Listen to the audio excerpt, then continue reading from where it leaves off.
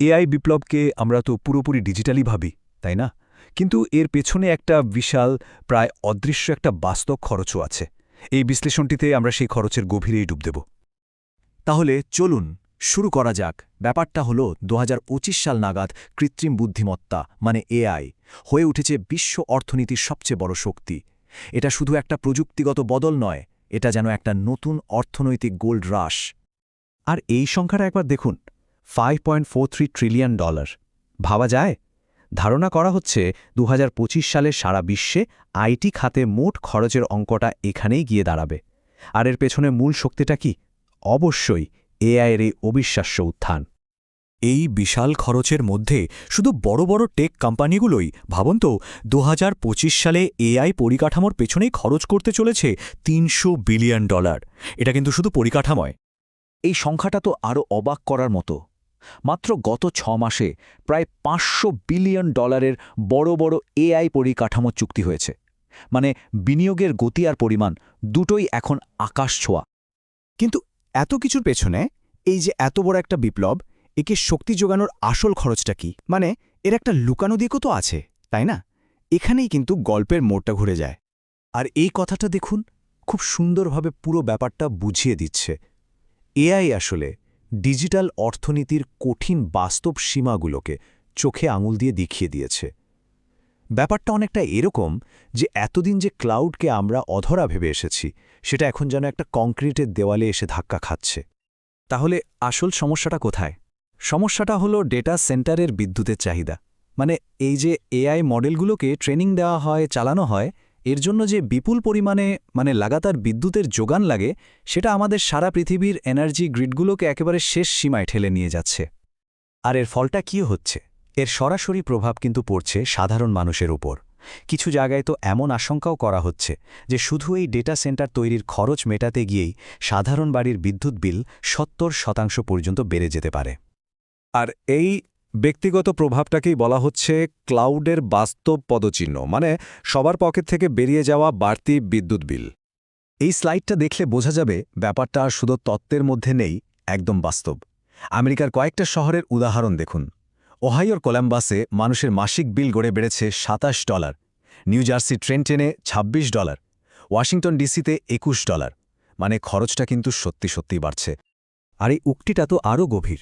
দেখুন কি বলছে, এআই ব্যবহার করা হোক বা না হোক, এর জন্য মূল্য দিতেই হচ্ছে।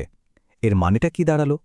মানে হলো এই বিশাল খরচটা শুধু যারা এআই ব্যবহার করছে তাদের ওপর পড়ছে না, বরং সব গ্রাহকের ওপর, সবার উপরই চাপিয়ে দেওয়া হচ্ছে। এই বার চার্টটা দেখুন, এটা আমেরিকার ১৩টা রাজ্যের পিজিএম গ্রিডের তথ্য। আর এটা কিন্তু কোনো কোম্পানির ডেটা না, একজন স্বাধীন মনিটরের রিপোর্ট অনুযায়ী বিদ্যুতের যে নতুন চাহিদা তৈরি হয়েছে তার ৭৫%ই আসছে এই ডেটা সেন্টারগুলো থেকে। বাকি সবকিছু মিলিয়ে মাত্র ২৫%। পরিষ্কার বোঝা যাচ্ছে দাম বাড়ার মূল কারণটা কি। কিন্তু দেখুন, প্রত্যেকটা বড় সমস্যার মধ্যেই কিন্তু একটা বড় সুযোগও লুকিয়ে থাকে। আর এই পরিস্থিতিটা এখন প্রযুক্তি আর পরিকাঠামোর মধ্যে একটা দারুণ মেলবন্ধন তৈরি করছে। তাহলে প্রশ্নটা খুবই পরিষ্কার, এই যে ডিজিটাল ভবিষ্যৎ আমরা গড়তে চলেছি, একে শক্তি যোগানো হবে কিভাবে? এই ডেটাটা কিন্তু সত্যি খুব ইন্টারেস্টিং। মার্কিন এনার্জি রেগুলেটরি কমিশনের তথ্য বলছে ২০২৫ সালের প্রথম ৮ মাসে যে পরিমাণ নতুন বিদ্যুৎ উৎপাদন ক্ষমতা যোগ করা হয়েছে তার প্রায় ৭৩.৪%ই এসেছে সৌরশক্তি থেকে। মানে পরিষ্কার, এই নতুন চাহিদা মেটানোর জন্য নবায়নযোগ্য শক্তিই এখন মূল ভরসা হয়ে উঠছে। আর ভবিষ্যতের ছবিটাও বেশ আশাব্যঞ্জক। ২০২৮ সালের মধ্যে আরও প্রায় ১৩৬ গিগাওয়াট নতুন বিদ্যুৎ উৎপাদন ক্ষমতা যোগ হওয়ার কথা। আর তার মধ্যে ৮৪%ই আসবে নবায়নযোগ্য উৎস থেকে। বিশাল একটা ব্যাপার। সুতরাং এই যে ডিজিটাল পাওয়ার সমস্যা, এটাই এখন এই দশকের সবচেয়ে বড় বিনিয়োগের সুযোগগুলোর একটা তৈরি করে দিচ্ছে। যে ইউটিলিটি খাতকে একসময় বেশ একঘেয়ে মনে করা হতো, সেটাই এখন হয়ে উঠছে একটা হাই গ্রোথ সেক্টর। এই স্লাইডে দুটো আলাদা বিনিয়োগের কৌশল দেখানো হয়েছে, যা ব্যাপারটা বুঝতে সাহায্য করবে। একদিকে আছে টেকনোলজি ফান্ড, যা কিনা সরাসরি এআই সুপারসাইকেলের ওপর ভর করে চলছে। আর অন্যদিকে আছে ইনফ্রাস্ট্রাকচার বা পরিকাঠামো ফান্ড। এরা হলো সেই ইঞ্জিনের পেছনের শক্তি। মানে পরিকাঠামো ফান্ডগুলো কম ঝুঁকি নিয়ে প্রযুক্তির এই বৃদ্ধির সুবিধাটা নিচ্ছে। তাহলে সমাধানটা কি? শুধুই আরও বেশি করে পাওয়ার প্লান্ট বানানো? না, একদমই না। সমাধানটা হলো আরও স্মার্ট হওয়া, শুধু আকারে বড় হওয়া নয়। এখানে কিছু দারুণ স্মার্ট কৌশলের কথা বলা হয়েছে, যেমন ধরুন ডিমান্ড রেসপন্স, মানে নতুন পাওয়ার প্ল্যান্ট না বানিয়ে যখন বিদ্যুতের চাহিদা কম সেই অফ পিক সময়ে শক্তি ব্যবহারে উৎসাহ দেওয়া।